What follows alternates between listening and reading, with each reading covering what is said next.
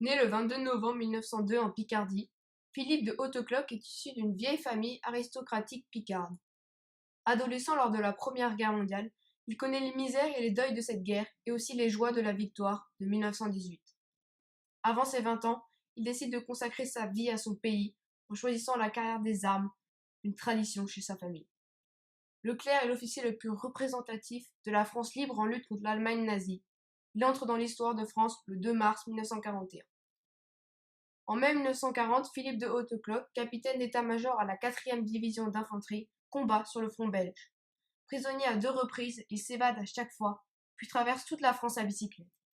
Il rejoint le général de Gaulle à Londres en prenant Leclerc comme nom de guerre. Dès août 1940, le colonel Leclerc rallie à la France libre les colonies d'Afrique équatoriale françaises, lui donnant ainsi un territoire et une force militaire.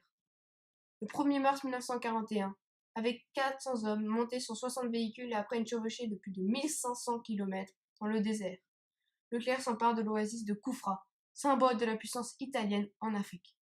Il s'engage devant ses hommes à ne s'arrêter que lorsque le drapeau français flottera sur la cathédrale de Strasbourg. La 2e division blindée du général Leclerc, intégrée à l'armée de Patton, la 3e armée US, ne débarque à Utah Beach que le 1er août 1944. Le général et ses troupes auront encore l'honneur de libérer Strasbourg le 25 novembre 1944.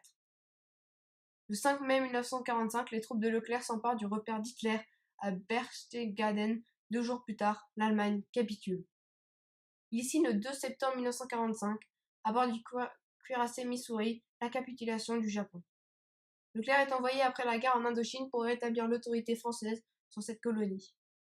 En 1945, Leclerc, nommé général de corps d'armée, est élevé à la plus haute dignité de la Légion d'honneur.